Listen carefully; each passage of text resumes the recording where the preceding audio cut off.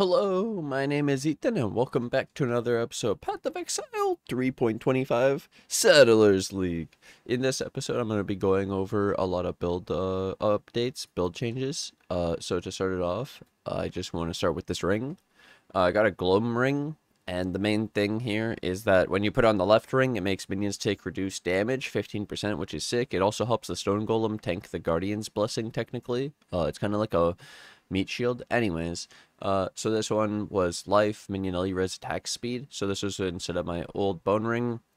So basically with this ring, I was trying to get 69 minion res total. It's all of the minion res I kind of want to build in my build on all my gear. So 72, it's enough. I technically still have one jewel of minion res, so I'm a little bit over that. I'm at like 84, but figured I'd start with that. Then because of that, I was actually using jewels for minion res, so I swapped them out. And then at the same time, I decided to swap all of my ghastly jewels. I kept the clusters the same except for one. And yeah, I want to show you that now. So the minion res, basically, imagine that I turned it into these ghastly jewels with avoid shock blind. So I did a 50% avoid shock, and this one for a 50% avoid shock. With 100% avoid shock, you can then go, like last season I went Storm Shroud. So when you have 100% avoid shock, it becomes avoid all elemental ailments. So I don't need purity of elements with just two jewels, well, these three jewels. And then this one had blind, so I still have my blind, and this one has chance to avoid stun. So this one avoid stun makes it so then I can roll any tier of stun plus any roll of avoid stun implicit, and it's enough. Just two of these, so it's like 20 plus 20, so 40, and so two of these is 80, and then this is the 20. So yeah, anyways, so this was 48 and this was 41, but then we have the extra 25, so you get over 100% avoid stun. So you can see you just really need like 20-20, so you can have a lot of different rolls of this. Makes it a lot easier, but this one has technically life, extra minion fizz damage. This one had the extra hinder life and armor. Okay, so just those three jewels first.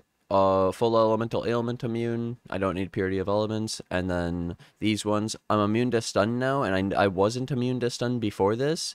I did try using one of these, immutable force, but like it's great, but the problem is you still get a micro stutter, and so like if you click on something and you get stunned in between the like walking or animation, then you still get stunned and it cancels you and you stop moving, and it's like really annoying, and you don't pick up the thing, you don't click the shrine, you don't click the sulfite, etc. It's really bad. So I actually wanted to be immune to stun again.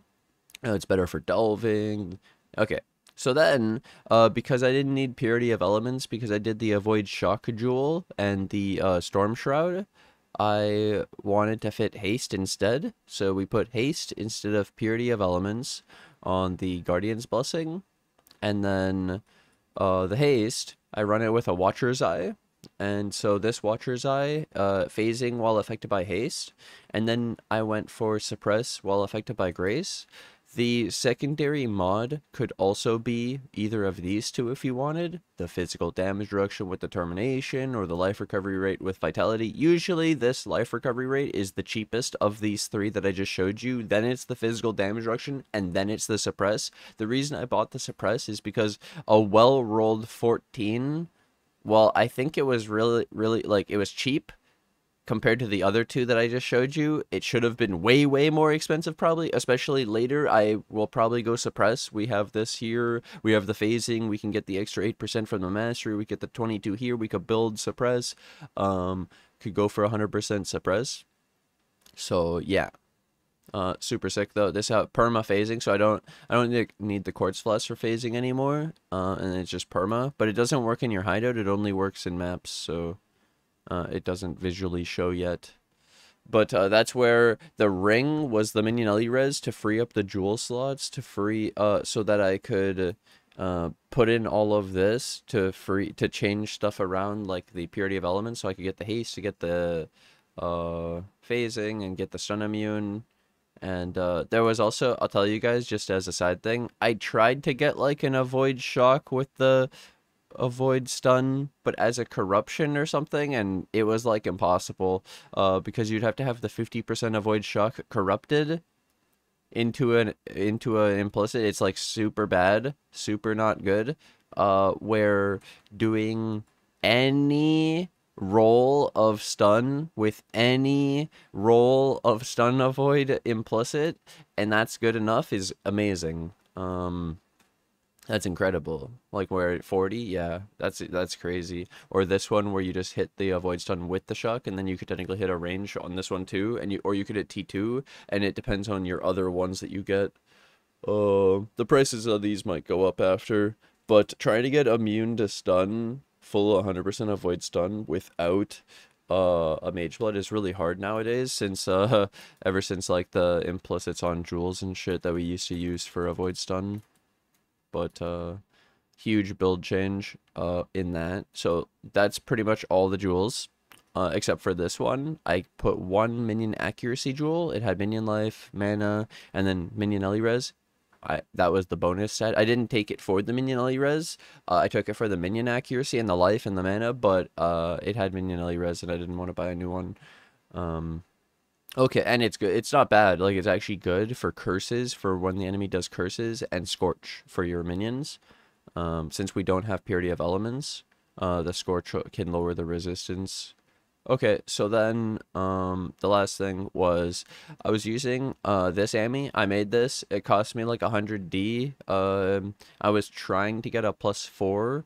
Imagine this +2 costing 100D, and I had this old +2 that I got from trade for like 30C. This was 30C. I bought it on trade. Somebody got it obviously from a reflecting mist. They didn't even do it themselves. It was just pretty bad. And then it has reduced cast speed, minus fire res. It's like pretty negative, but it had the +2, so I was using this. You could also use Replica Dragonfang's Flight for the +3 zombie. But now I've done Uul-netol's Vow, and then you can do an Empower, and it's that +3, and then the extra fire res, cold res, you can get extra reses, just showing you more options. Because I basically didn't want to make people do this Ami, because I think they'll just lose a lot of money, and then the upside's only the potential for the +4 really, and the other stuff, but it's gonna cost them so much that they're not even gonna get it. And I'd rather you do like Uul-netol's Vow, the Replica Dragonfang's Flight, stuff like that. Yeah, this was super sick though. It was 48 positive res with 1 minus chaos res, and it was only like 6D, and just the Uul-netol's Vow was 5D, so like I couldn't really go wrong with this purchase. It was really good. And then yeah, this is more viable than buying this. This is still good, this +2, because it works on all my skills. It was especially the AG. My AG was a lot of life. It's at 122, and then the evasion rating, I went from like 4K to 8K, and when I pressed everything, I was at 15,000 instead of 10,000, so it was actually pretty big with that increased evasion rating on this Ami. But the extra res from this could help me re-gear as well, and like I say, you can also use a Replica Dragonfang's Flight. So the main differences is just like I say, it's the ring. You could also probably get bone rings with the minion res. It's just that obviously I wanted a Gloam Ring for the reduced damage taken from our minions. I wanted this forever. I wanted Calandra back for a Gloam Ring.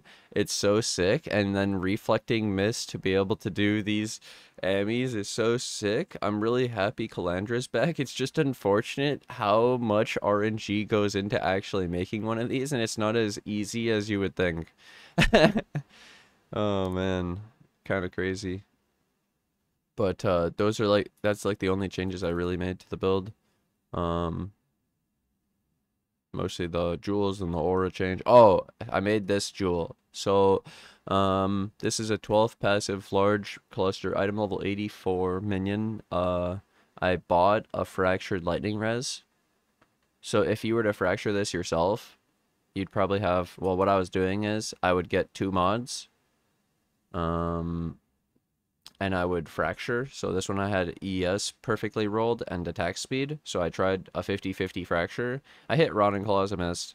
But instead of 1 in 4 for the fracturing orb, it's a 50-50, which is better value. And then I did these where I had life attack speed and increased effect attack speed. And I hit the attack speed, I'm selling them. But the point is somebody hit lightning res and they sold it for 5D, which is cheaper than the fracturing orb, and it's a T1 perfectly rolled. So I bought it and I crafted it, and now I have this god jewel. So I put that in my build, and then I took out that other large cluster with the feasting fiends, and I used my other one that I already had in the build. And yeah, I swapped this one from lightning to cold res, so now this one's still lightning. And now I get a ton of reses from these clusters, and I could even divine the life to 7 and swap the res if it gets ruined, but it's fine. And yeah, my reses I showed are gigantic. This is for altars because you can lose like 60 on the altar, and then also the curses. I have some reduced effective curse, but it's not permanent, and whatnot. But then I technically also have an res flask to help counteract too. But I would technically like some of this cold onlining or whatever, or even, yeah. That's all the changes though. Like I said, you could also do a Replica Dragonfang's flight. While I say that, I'm gonna look it up just to make sure that it's a good price. Of all Ray Zombie 3. 8C, 15C, yeah, and it comes with res, reservation efficiency of skills. You can get an implicit maximum resistance. Go. Nope. Okay. Well, there's 60 of those. They are upwards of like 50C and shit, 60C, pretty cheap. Cheaper than doing an Uul-netol's vow. So I'd actually recommend a Replica Dragonfang's flight. Yeah. Nice. Well, this is huge update, huge huge changes, and these changes, man, the build feels so much more insane after, because we hit 4K life, the minion damage is 700, and then the full stun immune and the full phasing, perma phasing is so valuable. It's so good. I leveled as soon as I got it. Like, I stopped dying. I was able to delve. I made it to 227, and I can map and not just get fucking stunned and die. It's great, man. Being able to move feels good, dude. But yeah, don't try to craft this Ami yet. And yeah, if you're looking for Amis, Uul-netol's Vow or Replica Dragonfang's Flight. Well, either way. Thanks for watching. Thanks for hanging out. I hope you guys did enjoy this episode. Hey, let me know if I should still upload the crafting of this Ami, even though I didn't get what I wanted. And yeah. Oh, two small things. Never mind. This is my tree. It hasn't changed much, except for I took some extra increased effect, and I wanted to say something. This tree is so sick, okay? But one of the things is I did my 12th favorite map slot. I did the feared to get the, now I sustain Jungle Valley, and there's no issues there. I already did move the apothecary over to Jungle Valley, and then this tree is sick. It's actually sick. I love picking all the quant shrines. And then I was gonna also, yeah, I've been using this tree, and it's really good for leveling really fast, because the shrines and then my Scarabs, I've been using plenty, domination 1 and sack frags for the quant. And then I also wanted to show the town. So small town update. I maxed out pretty much everything except mapping, but you kind of want to max out mining because you can get marking ore and area grants gold equal to the amount of ore. And like you don't want to ship anything early because you need your resources to upgrade the buildings. I highly Ooh, a divine orb. I'm rich. What else? Ooh. Holy shit. Yeah, damn. Okay, so then yeah, did the mining first, and then after everything, so like my mining is just to process the ore, the smelting is to process the mined ore into bars. You process all of it, so really it's like, you know, and it's just what you find in maps anyways. And then the dust, you dust just so you can have dust to send with your shipping.